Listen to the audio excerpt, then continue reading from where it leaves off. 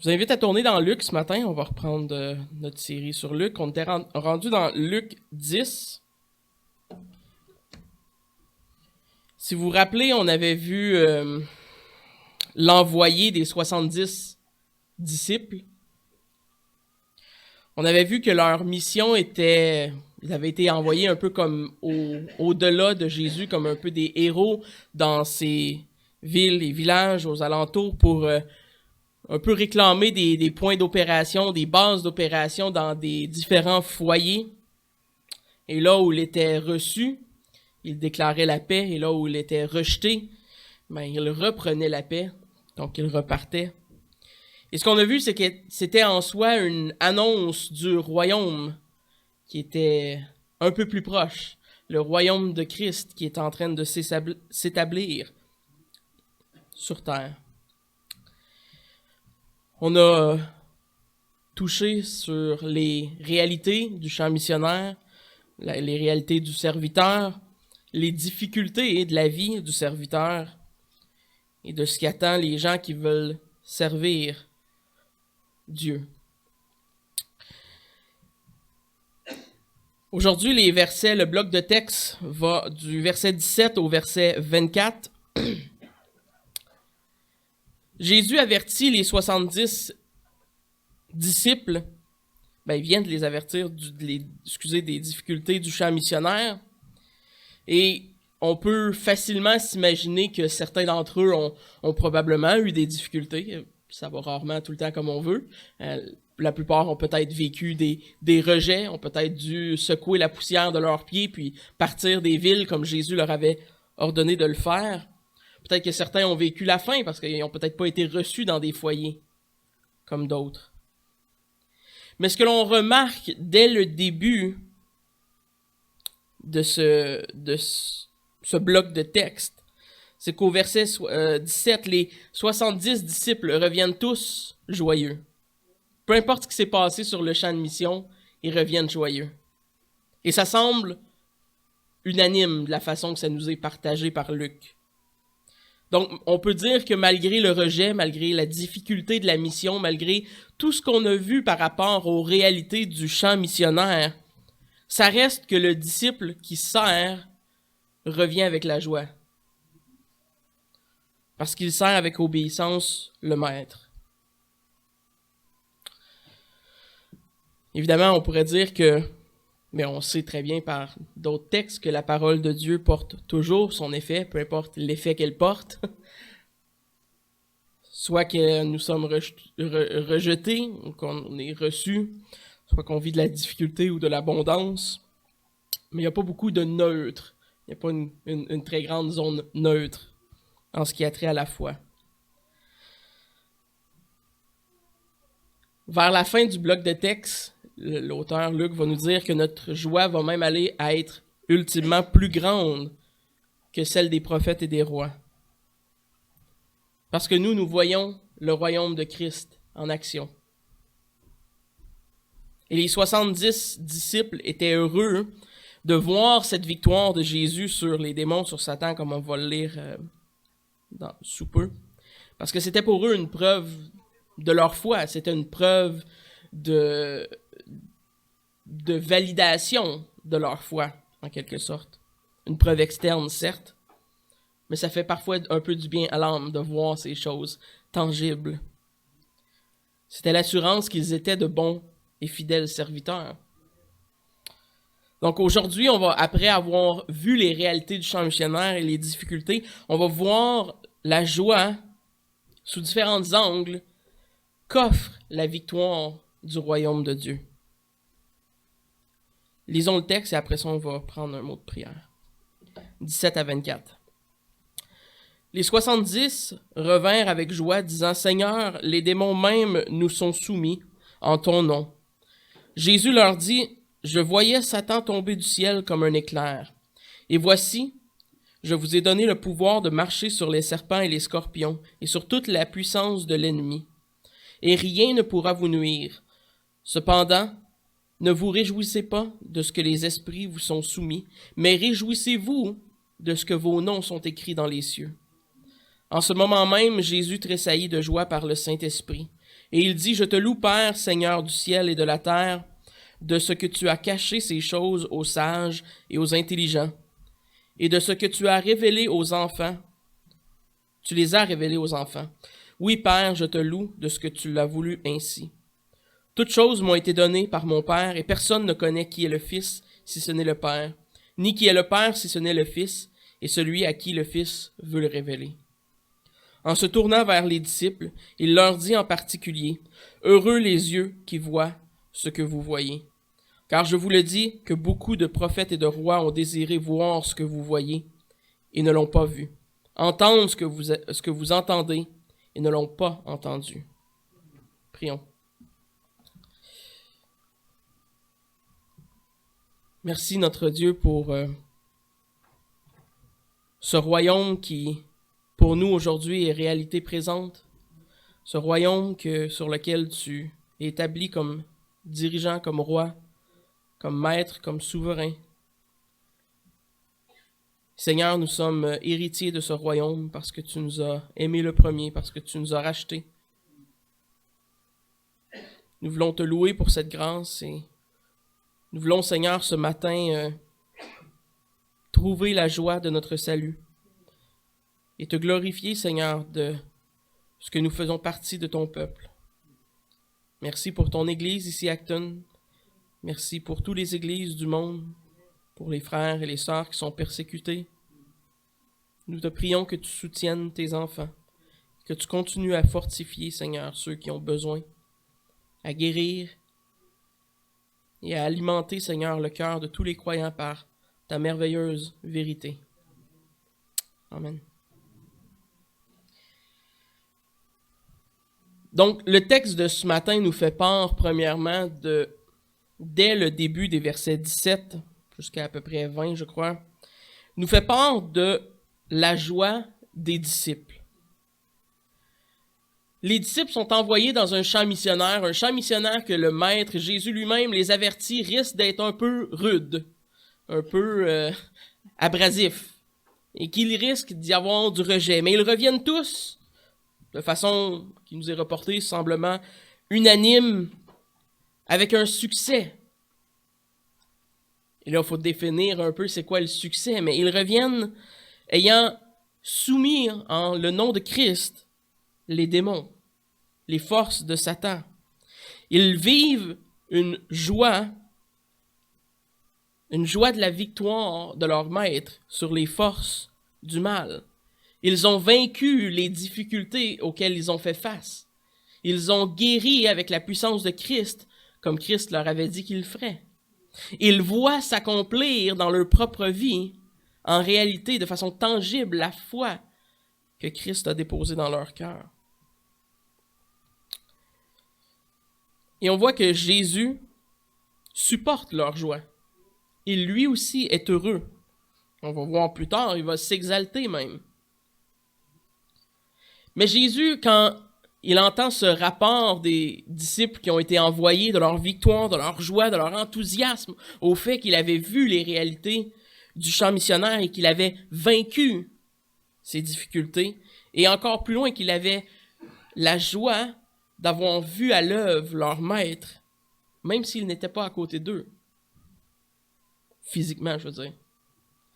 Et Jésus leur répond, « Je voyais tomber du ciel comme un éclair, Satan, les forces du mal. » Évidemment, c'est une référence à la chute de Satan qui commence, puisque le royaume est proclamé, le royaume avance, donc Satan va être enchaîné bientôt, va être enfermé. Donc c'est un précurseur, c'est un ombre de la victoire à venir. C'est une façon, je crois, imagée. Je crois pas que Jésus a littéralement vu des choses. Ben, peut-être, là, je spécule, mais je pense que c'est une façon imagée de dire qu'il voyait, qu'il entrevoyait de façon tangible Satan être enchaîné et les forces du mal être vaincues par le royaume qui approchait.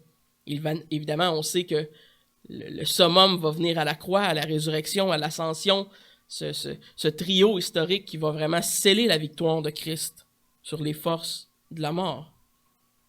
Mais il l'entrevoit et il se réjouit de cela.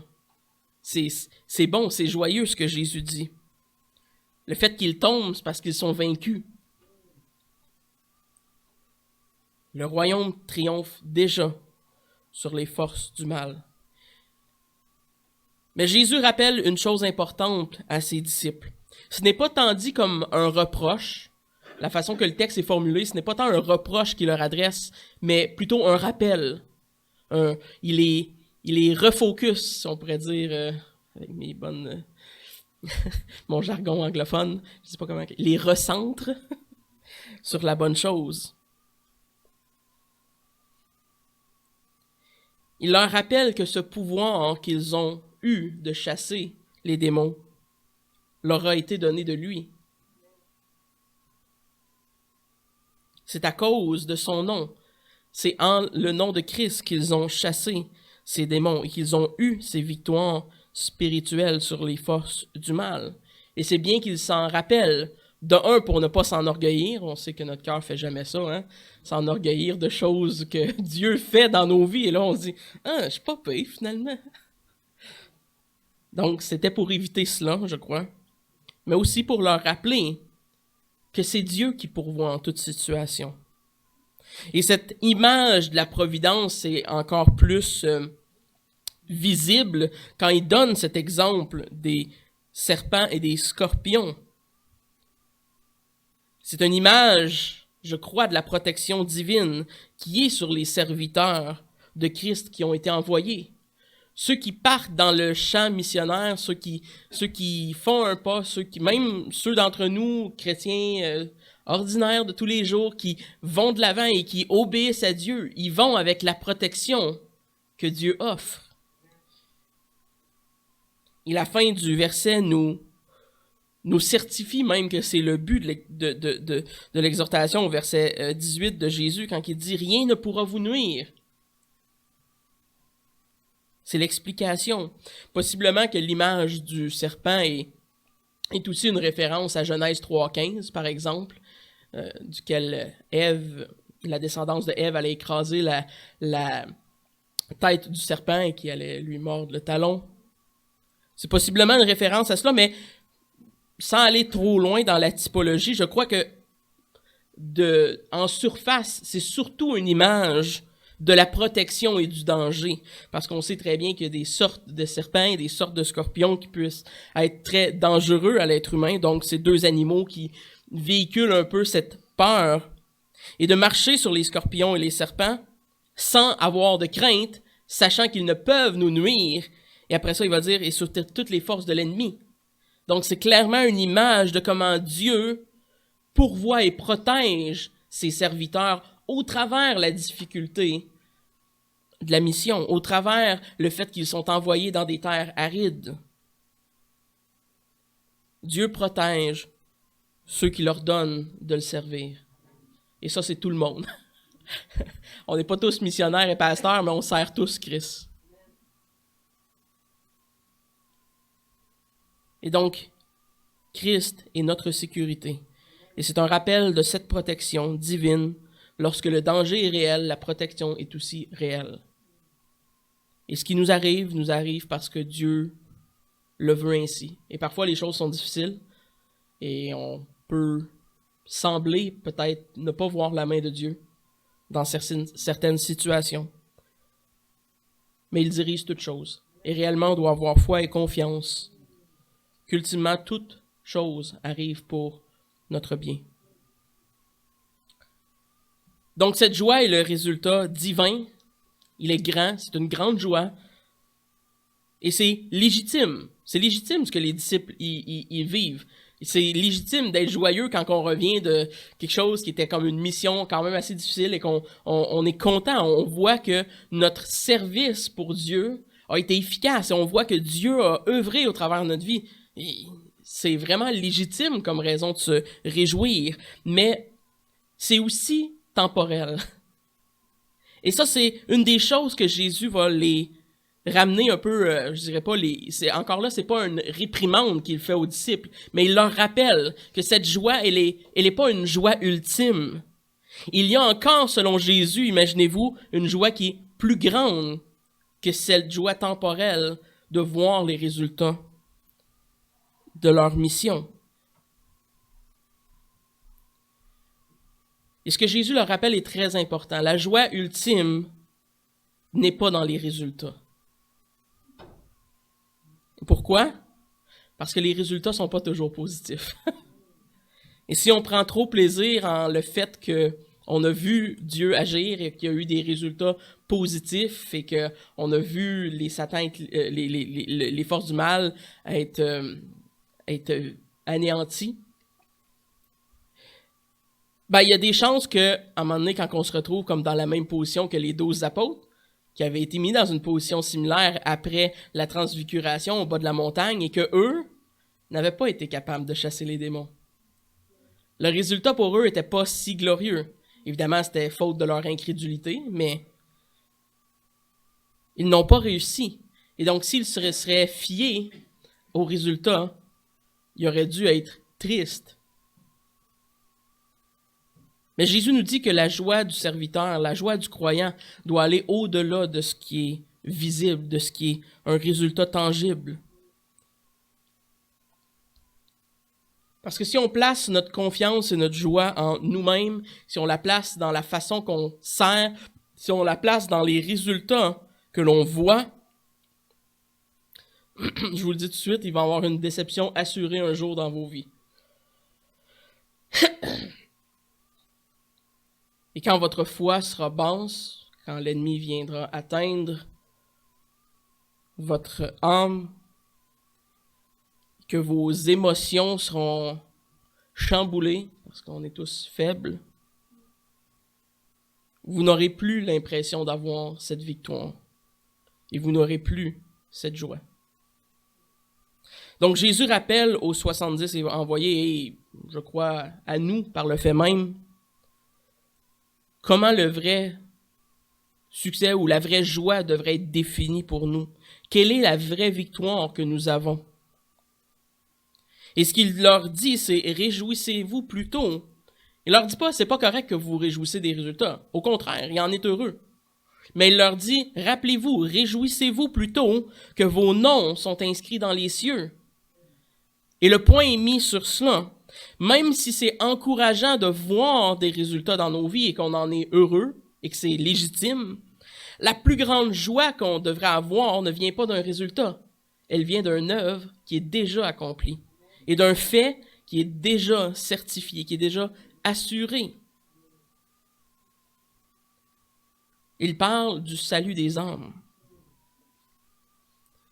Vous savez, les résultats dépendent partiellement de nous. Là, je pèse mes mots. C'est ce qu'on appelle en théologie le synergisme. C'est que Dieu travaille avec l'homme pour le sanctifier, pour faire des œuvres. Et les œuvres qu'il a lui-même préparées d'avance, nous les faisons avec lui. On est en synergie avec ses œuvres. Mais quand on parle de salut et de l'œuvre salutaire que Christ accomplit, on parle de monergis. Mono qui veut dire seul. Et donc Dieu agit seul pour sauver l'homme. Le salut dépend entièrement de Dieu. Et là est la plus grande joie qu'un chrétien peut avoir. Parce que même quand les résultats ne sont pas tangiblement positifs à nos yeux, Dieu nous a sauvés. Et nos noms sont inscrits dans les cieux. Et là, le chrétien peut trouver une réelle raison de se réjouir dans plusieurs difficultés. Parce que nous sommes choisis, élus de Dieu, adoptés au salut. Utilisez l'expression que vous désirez. Jean Calvin dit ceci. Il parle de Luc, il avait l'intention de souligner que la source d'où proviennent tous ces avantages était la libre élection de Dieu, afin qu'ils ne revendiquent rien pour eux-mêmes.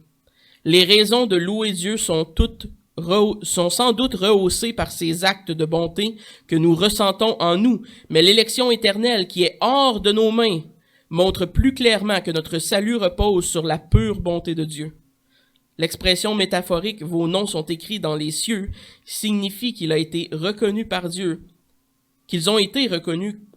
comme des enfants et héritiers, comme s'ils avaient été inscrits dans un registre. Fin de la citation. Évidemment, on sait que c'est vrai, on sait que Apocalypse va nous parler de ce fameux registre, le livre de la vie, dans lequel le nom des élus sont inscrits. Encore là, c'est une image, je ne sais pas s'il y a vraiment littéralement, physiquement un grand livre, il doit être très épais ou les noms sont écrits petits, je ne sais pas. Mais c'est une image de cette assurance que nous pouvons avoir d'appartenir. C'est une appartenance que nous avons à Dieu. Et cette joie, comparativement aux joies temporelles de voir des résultats, cette joie pour le chrétien et pour le serviteur est intemporelle. Elle n'a ni fin, parce qu'elle repose en l'œuvre de Christ seul.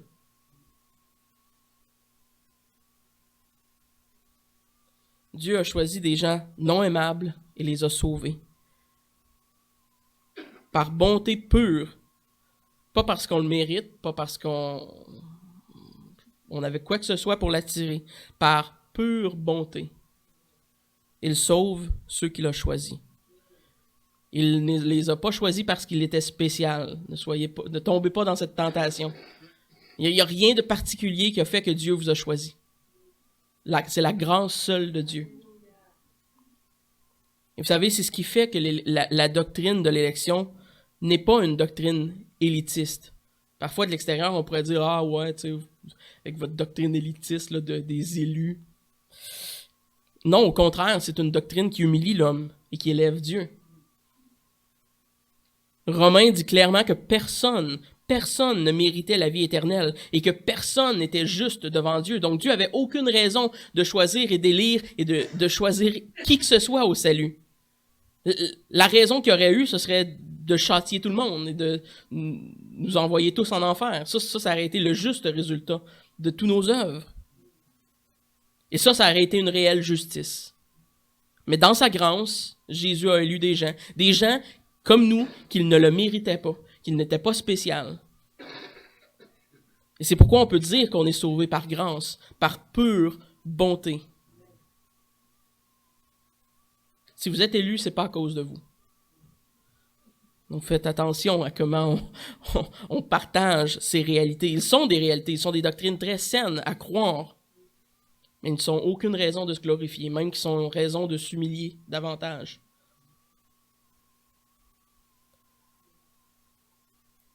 Personne n'est élu à cause de lui-même.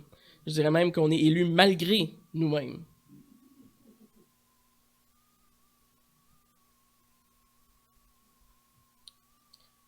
Et même si vous n'êtes pas pasteur et missionnaire ce matin, la bonne nouvelle, c'est que vous avez part à cette grande joie. Une grande joie qui n'est point réservée pour seulement ceux qui travaillent au champ missionnaire, mais qui est réservée à tout enfant de Dieu. Une grande joie qui est réservée à ceux qui ont hérité du royaume, ce royaume qui, dans le temps des disciples, approchait et qui, dans notre cas, est réel. Donc, quand les résultats ne sont pas là, quand la vie est difficile, quand votre santé est atteinte, quand vous êtes en des moments de dépression, quand vous êtes émotionnellement instable, etc., il est bon de se rappeler que Dieu est la constante dans nos vies, qui est toujours la même. Et que le salut ne dépend aucunement de nous, de comment on se sent, mais de Dieu et la personne de Dieu et de l'œuvre de Christ.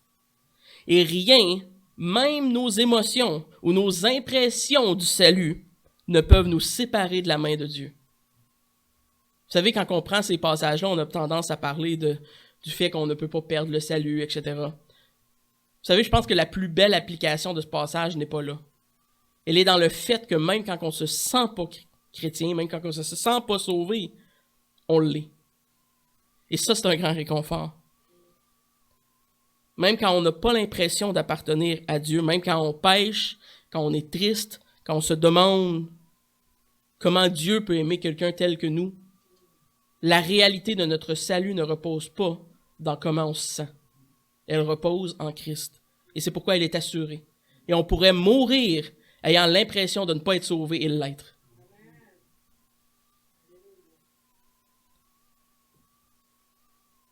soyez plutôt réjouis du fait que Christ est mort et que son œuvre salutaire repose seulement sur lui.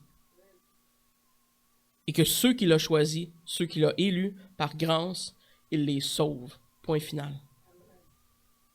Ce n'est pas carte blanche pour pécher, pour vivre de façon dévergondée. C'est ce que Paul nous avertit d'ailleurs de ne pas faire. Mais c'est certainement une assurance et un baume sur nos cœurs qui souvent sont faibles et fléchissent devant les tentations du malin qui vient de nous dire « T'es pas vraiment chrétien, regarde comment tu vis. » Et qui nous font douter parce qu'on est faible. Donc, soyons joyeux ce matin que notre salut ne repose pas entre nos propres mains et nos cœurs, mais qu'elle repose seulement en l'œuvre de Christ. Dieu prend plaisir en ses serviteurs fidèles. Et à ce moment,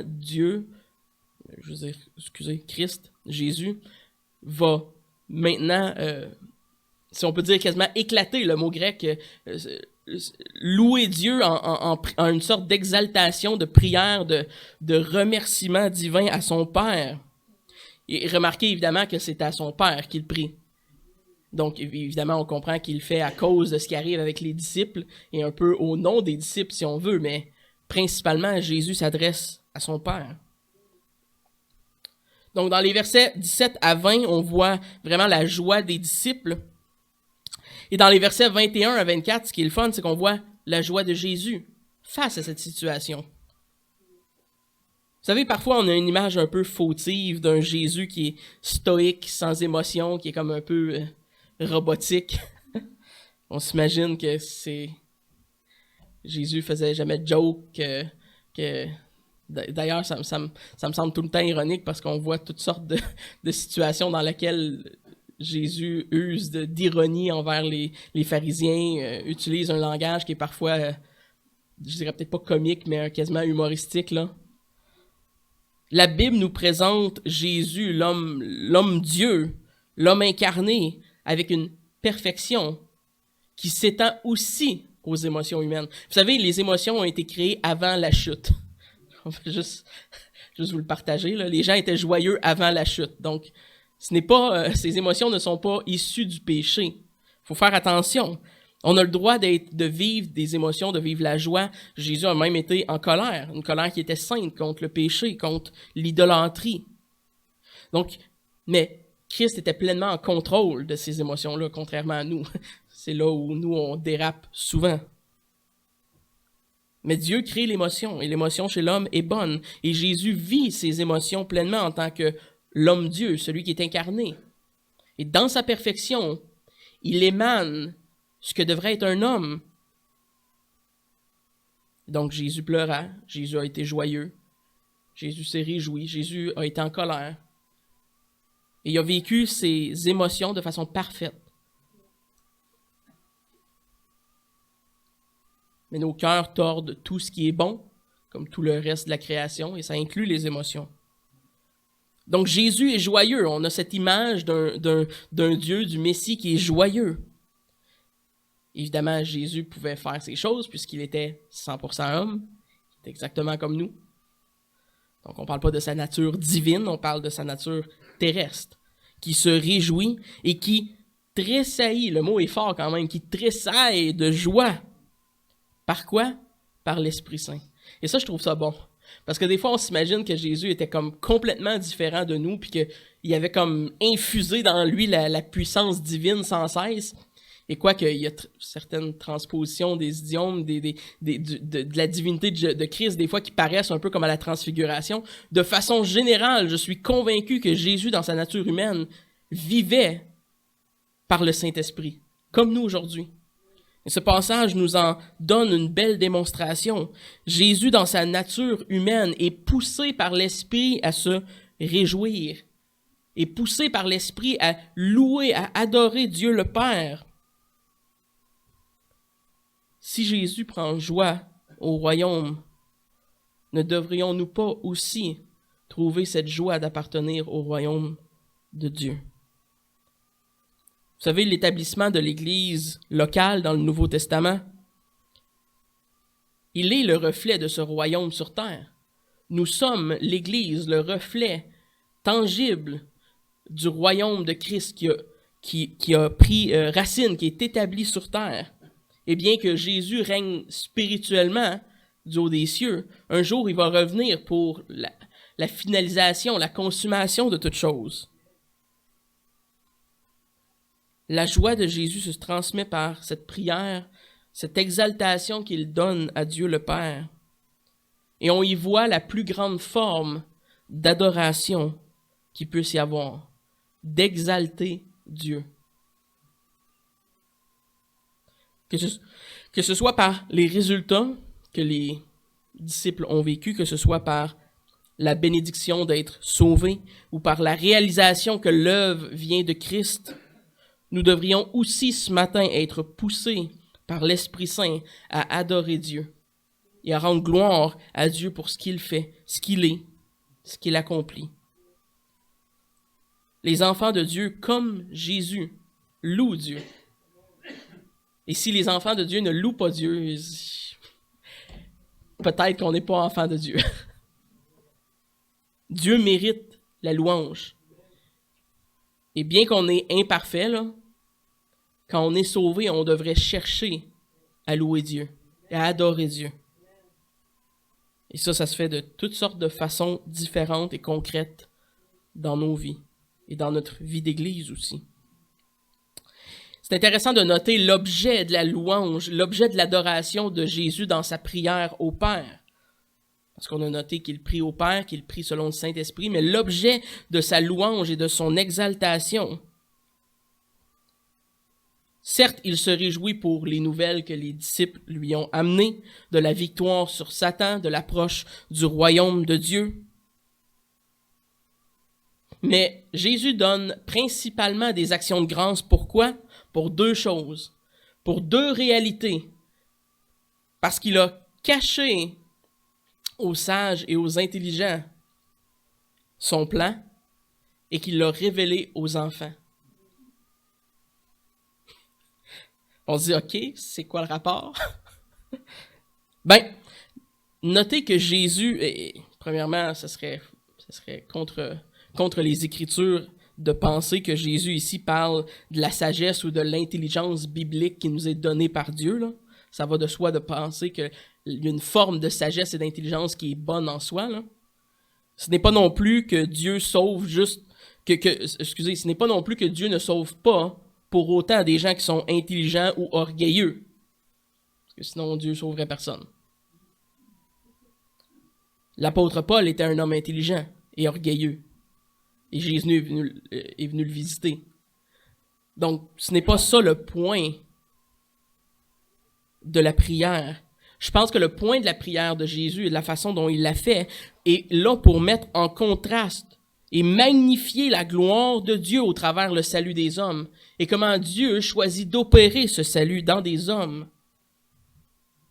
Un commentateur dit ceci sur ce passage, sur cette prière, il dit « La sagesse en question n'est pas condamnée dans la mesure où elle est le don de Dieu, mais le Christ déclare simplement qu'elle n'a aucune influence dans l'obtention de la foi. » Donc, ce n'est pas parce qu'on est sage qu'on est sauvé. Elle n'a pas d'influence dans l'obtention de la foi. D'un autre côté, il ne recommande pas non plus l'ignorance, comme si elle rendait des hommes acceptables devant Dieu.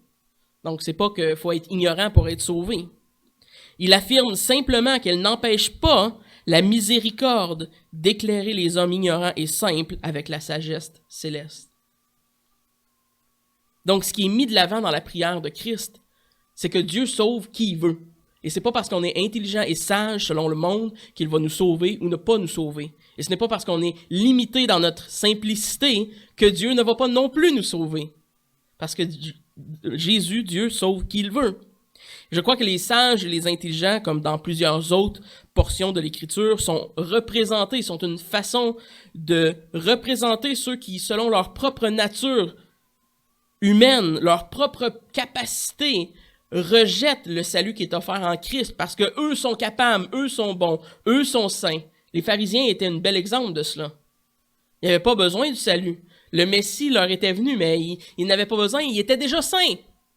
Ils étaient déjà mieux que tout le monde. Qui a besoin d'un sauveur quand on est déjà des grands saints? Et donc, c'est pourquoi Jésus fait ce contraste entre les sages et les intelligents de ce monde, ceux qui se croient capables, et les enfants. Parce que, qu'est-ce qu'un enfant est capable de faire? À part de ses parents, pleurer. Pas capable de faire grand-chose d'autre, là. L'enfant reçoit, c'est tout ce qu'il fait. Et donc, c'est une très belle image pour nous illustrer que Dieu, le Père, donne à ceux qu'il veut donner. Et il donne à des enfants dans le sens où on reçoit tout simplement. Ceux qui, malgré leur simplicité, malgré leur limitation, reçoivent le salut. Parce que leur Père leur donne. C'est rare que mes enfants ne reçoivent pas le chocolat que je leur donne. Très rare. En fait, c'est jamais arrivé. Le salut est beaucoup plus grand que le chocolat. Donc, on ne le refuse pas. La splendeur du royaume ne se trouve pas dans la force de l'homme, dans la complexité de son intelligence, dans la profondeur de sa connaissance. Dieu nous assure que toutes ces choses, bien qu'ils puissent être utiles, s'ils sont renouvelés par Christ, ne sont pas la raison pour laquelle on est sauvé. Encore Calvin nous dit, c'est un merveilleux dessein de Dieu que bien qu'il ait le monde entier à sa disposition, il décide de choisir un peuple particulier parmi les vulgaires méprisables. C'est nous, ça. Plutôt que parmi la noblesse, dont le rang élevé aurait été un plus grand ornement au nom de Christ. Christ aurait pu se construire un royaume incroyable, là. Il aurait pu sauver toute la noblesse, avoir des richesses terrestres, avoir une gloire. Dieu a passé par les vulgaires, les méprisables. Pas par ceux qui se croyaient justes. Ce qui nous démontre encore une fois que Dieu regarde au cœur. Et Dieu regarde au cœur, et comment est-ce qu'un enfant reçoit quelque chose qui est bon pour lui, qu'il désire? Il le reçoit avec simplicité, avec foi. Il le reçoit pleinement, parce qu'il le veut, parce qu'il le désire. Et c'est cette pureté qui est dans cette image de la prière que Jésus fait. Jésus remercie son Père pour nous, pour ceux à qui Dieu a choisi de donner son salut. Donc ceux qui se croient sages, selon ce monde, sont fous. Et ils vont recevoir ultimement le salaire de leur folie. Et bien qu'on ne leur souhaite pas à nul homme, ce sera une réalité. L'arrogance et l'orgueil de l'homme est l'ennemi de la foi. Et c'est pas le seul passage qui en parle. Dieu cache sa foi à de tels hommes. Remarquez les mots qui sont utilisés. C'est pas dit qu'ils réussissent pas. C'est pas dit que c'est parce qu'ils sont pas assez intelligents encore, ou qu'ils sont pas assez simples, ou sont pas assez stupides, qu'ils la trouvent pas finalement. C'est pas ça le but de la prière. C'est pas ce que Jésus est en train de dire. Il dit littéralement, ils peuvent être des enfants, ils peuvent être des gens intelligents, sages selon leur propre guise. Dieu leur cache, il leur voile littéralement les yeux de façon à ce qu'ils ne la trouveront jamais. Ils peuvent faire ce qu'ils veulent, ils ne la trouveront pas. Parce que c'est Dieu qui leur voile, qui leur cache ces réalités. Et c'est Dieu qui la révèle aux enfants. Remarquez encore une fois, la gloire ne va pas aux enfants, là. La gloire n'est pas au fait que les enfants sont simples et stupides et ignorants, là. C'est pas ça qu'il est en train de rehausser. Il est en train de rehausser le fait que lui donne à des enfants limités là, dans leur compréhension, dans leur simplicité de leur vie, il réussit à donner à cette catégorie de personnes-là une foi, une connaissance, de recevoir la foi. Et c'est ça qui est grandiose. Donc la gloire est pas dans les enfants, la gloire est pas dans les sages, la gloire est en Dieu. En Dieu qui donne à qui il veut. En Dieu qui n'a pas de limitation de donner son salut à personne. Si Dieu nous voile, on ne verra pas. Et si Dieu donne, on va recevoir. Et c'est ça pourquoi Christ loue son Père. Et c'est dans la simplicité et dans la faiblesse de l'homme, et j'irais même jusqu'à dire dans sa stupidité et son ignorance, que Dieu se glorifie. que Dieu se manifeste. Qui ici méritait d'être sauvé ce matin? Levez pas la main, s'il vous plaît. Mais Dieu vous a sauvé. Dieu vous a sauvé, vous qui étiez stupides, vous étiez rebelles, ignorants, vous étiez présomptueux, idolâtres, vous étiez haineux. C'est ça qu'il y avait dans votre cœur, et Dieu vous a sauvé. Il vous a choisi, élu, par sa grâce seule, vous ne méritez rien, il vous a transformé. Votre vie est le reflet de sa gloire à cause de cela. Il est glorifié par vous, non pas parce que vous avez été capable de vous détourner de vos fautes, de vous repentir, mais parce que lui, dans enfant stupide et simple que vous étiez, a réussi à vous sauver. Et ça, c'est un grand salut. Et à cause de cela, vos vies, par ce fait même, sont le reflet de la gloire de Christ. Et ça, c'est grandiose. C'est une raison de se réjouir. Vous êtes le récipient de sa grâce, mais c'est sa gloire que l'on voit dans vos vies. C'est son œuvre qui parle quand votre sainteté accroît. C'est de lui que vienne votre foi, et s'il y a quoi que ce soit en nous qui manifeste la personne de Dieu, c'est à sa plus grande gloire à lui. Donc voici une raison ce matin, nous aussi, comme ses disciples, de se réjouir et d'adorer le Père ce matin pour ce qu'il a fait.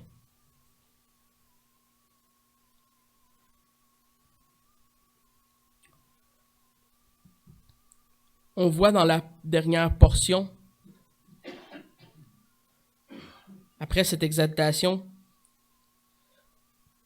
on voit que Jésus dit quelque chose d'intéressant. Il dit que celui qui veut connaître Dieu doit le connaître lui. Essentiellement, c'est ce qu'il dit. Il ne le dit pas de cette façon-là, mais il dit que personne ne connaît Dieu si ce n'est Christ, et que personne ne connaît Christ si ce n'est Dieu.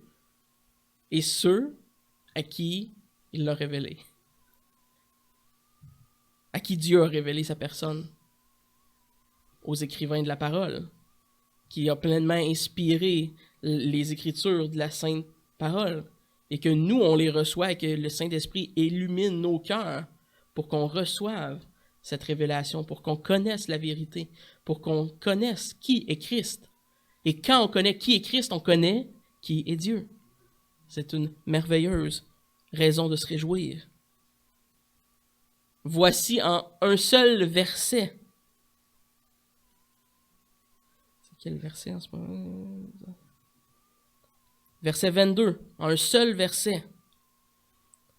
Tous les arguments des témoins de Jéhovah, des Mormons, des musulmans sont mis à néant. Ils sont mis à néant pour la raison suivante.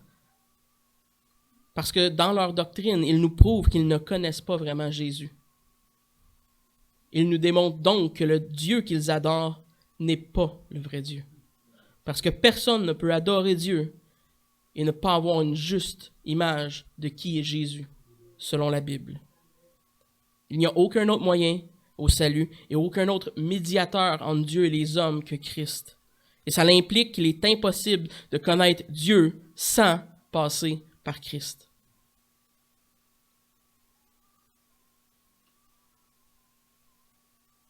Jésus n'est pas seulement le Fils de Dieu, il est l'homme, ce qu'on appelle souvent en théologie, l'homme-Dieu, l'homme incarné, Dieu qui s'est fait chair.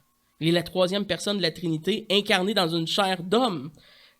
La vérité, c'est Jésus qui la détient et elle nous est révélée. Ça nous ramène un peu à ce qu'on a vu la semaine passée dans la 1689.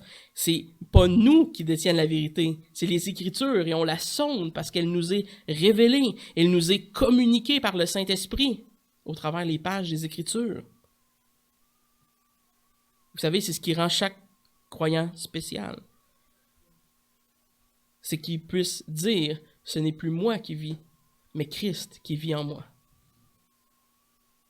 Nous sommes heureux non pas par notre capacité innée à connaître Christ, non parce que Dieu nous a élus, nous qui étions spéciaux. Non, On se réjouit parce que l'Esprit Saint nous a donné de connaître qui est Christ et qu'à cause de cela, on connaît qui est Dieu. On sert un vrai Dieu.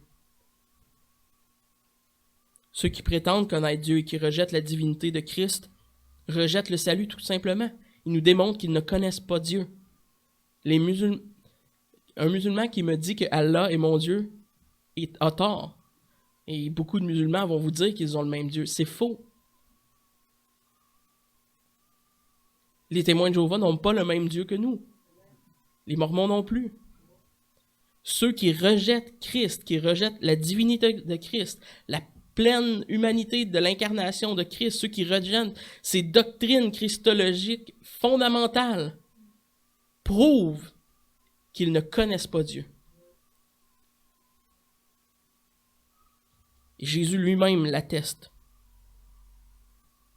Personne ne connaît qui est le Fils si ce n'est le Père, ni le Père si ce n'est le Fils, et celui à qui le Fils veut le révéler. Il n'y a aucun autre moyen. Ceux qui adorent de faux dieux adorent des idoles qui ont bâti dans leur imaginaire. Ce n'est rien de moins que cela. Et je conclus avec cela ce matin, avant d'aller à la table.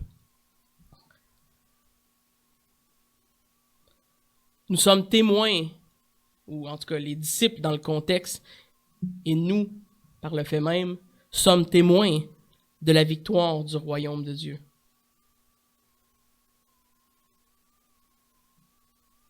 La dernière raison finale que Jésus donne dans ce texte de se réjouir ce matin et d'avoir la joie, c'est que nous avons, dans le contexte, les disciples avaient vu ce que beaucoup de prophètes et de rois n'avaient pas vu et qu'ils l'auraient voulu voir et ont entendu ce que beaucoup auraient voulu entendre mais n'ont pas pu entendre. Ce que Jésus est en train de leur dire, c'est que vous êtes un peu plus proche du royaume que eux l'ont été. Ils étaient sur le bout. Ils goûtaient. Ils commençaient à goûter à cette victoire de Christ. Et nous, on a le plein goût de cette victoire. On est privilégiés en ce sens. Les disciples en étaient des témoins partiels. Nous en sommes des témoins de la finalité, ou presque. Évidemment, il y aura la consommation encore à venir, là. Mais pour autant, Christ règne. Le royaume est établi. L'Église en est la preuve. Il y a encore plus de raisons pour nous ce matin d'adorer Dieu, de se réjouir en notre salut et dans notre appartenance au royaume de Dieu, parce que nous faisons partie de ces gens, ces enfants stupides et simples et ignorants.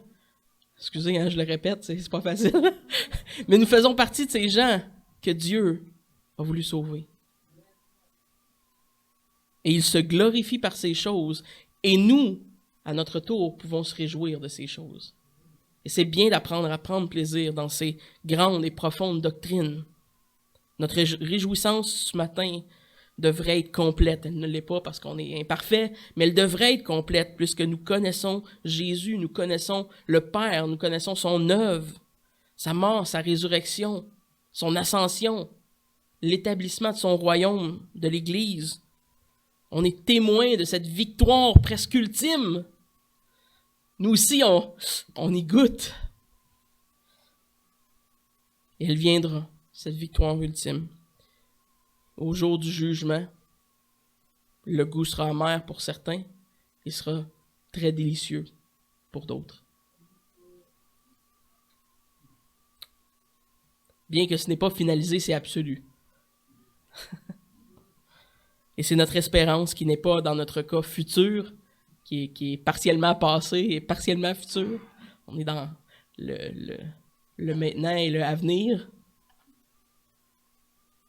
Mais si les disciples ont vu une petite portion de cette victoire du royaume et en ont eu une grande joie, à quelle plus grande raison pouvons-nous avoir une joie qui est réelle? Et donc que ceux qui, ce matin, pourraient être abattus, parce que vous savez, ça a beau être des réalités réjouissantes, là, des fois la vraie vie prend le dessus, hein? Puis des fois la vraie vie c'est de la haine, hein? Puis parfois on peut être abattu, on peut être fatigué, mais que l'on prenne courage.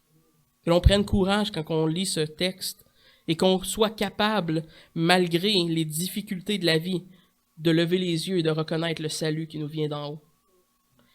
La difficulté des épreuves de ce monde, la difficulté de comment on peut se sentir à chaque jour, la difficulté de se sentir échoué de façon temporelle, que tout cela soit effacé par la joie de connaître Christ et de savoir qu'ultimement, malgré comment on se sent, malgré comment on vit, malgré les déceptions, Christ est notre Sauveur. Et un jour, nous le verrons. Et la bataille est déjà gagnée. Et la victoire du royaume est arrivée. Donc, réjouissons-nous ce matin de ce que Dieu a sauvé des hommes et des femmes, simples et ignorants comme nous l'étions. Et que par ce salut, on peut prendre plaisir de savoir qu'un jour, on sera avec lui. Et quel plus grand privilège ce matin que d'enchaîner avec la scène pour célébrer cette victoire.